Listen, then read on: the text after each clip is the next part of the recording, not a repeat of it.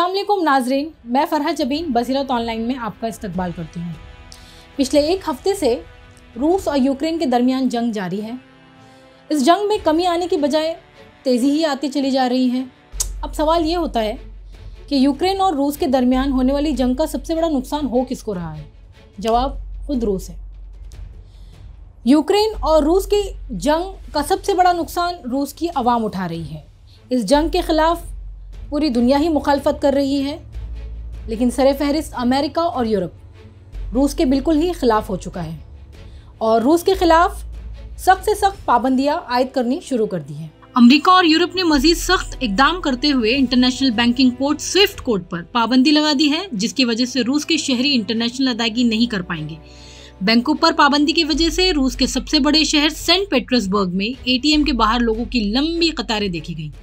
बैंकों पर पाबंदी लग जाने की वजह से आवाम ज़्यादा से ज़्यादा कैश और डॉलर अपने पास जमा कर लेना चाहती है।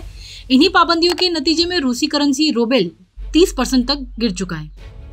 स्विफ्ट पर पाबंदी की वजह से कच्चे माल की अदायगी रूस के लिए मुश्किल हो जाएगी, जैसे कि हथियारों के लिए चिप वगैरह की खरीदारी। अभी ये साफ नहीं हो सका है कि रूस गैस और तेल की अदायगी कर पाएगा या नहीं। नाजरीन, एक बड़ी इक्तिसादी ताकत, एक अच्छी इकनॉमी पावर रखने वाले मुल्क के खिलाफ इससे पहले इतनी बड़ी पाबंदियां नहीं आयद की गई थी। रूस इकनॉमी पावर के लिहाज से दुनिया का 11वां मुल्क है और तीसरा सबसे बड़ा मुल्क है जो गैस और तेल पैदा करता है। सदर पुतिन की हिमायत करने वाले बड़े लोगों में शामिल ओलिगार्क्स के दुनिया भर में फैले अपने पैसे और जायदाद में काफी नुकसान का सामना करना पड़ रहा है। यूरोप ने रूसी जहाज और रूस में रजिस्टर्ड परवाजों पर अपने हुदूद में परवाज करने पर पाबंदी लगा दी है। हकीकत यह है कि इन सब पाबंदियों की वजह से पुतिन के लिए इस लड़ाई को जारी रखना बहुत मुश्किल हो जाएगा। पुतिन ने बज़ाहिर यूक्रेन को तबाह करने के लिए ये हमला किया है, हालांकि ये हमला खुद रूस को ही तबाह व बर्बाद कर रहा है। इस बीच यूक्रेन के वजीर खारजा ने नामालूम मकाम से एक वीडियो जारी करके रूसी आवाम से अपील की है कि वो अपने सदर को रोकें, क्योंकि आपका ही नुकसान हो रहा है। पुतिन के पास पैसे की कमी नहीं पड़ेगी। रूस के बैंकों को इंटरनेशनल सिस्टम से हटाया जा रहा है। आप अपने कार्ड तक से अदायगी नहीं कर पाएंगे। नाज़रीन कराम, अब बात करते हैं यूक्रेन में फंसे हुए हिंदुस्तानी स्टूडेंट्स की। हिंदुस्तान की तरफ से ऑपरेशन गंगा चलाकर तकरीबन 5 फ्लाइट्स के जरिए कुछ ही स्टूडेंट्स अब तक हिंदुस्तान वापस आए हैं, लेकिन लगभग 14,000 से भी ज़्यादा स्टूडेंट्स अब भी यूक्रेन में फंसे हुए हैं। हिंदुस्तान की फॉरेन मिनिस्ट्री के जानिब से एक एडवाइजरी जारी की गई, जिसमें कहा गया कि वो स्टूडेंट जो कीव में फंसे हुए हैं वो वहाँ की ट्रेन के ज़रिए मगरिबी शहरों की तरफ रवाना हो जाएं, चले जाएं। लेकिन मामला ये दरपेश आया कि जब वो स्टूडेंट्स रेलवे स्टेशन पहुँचे तो उन्हें ट्रेन में बैठने नहीं दिया गया, और जिसका नतीजा ये है कि बड़ी तादाद में तुलबा स्टूडेंट्स वहाँ रेलवे स्टेशन पर फंसे हुए हैं।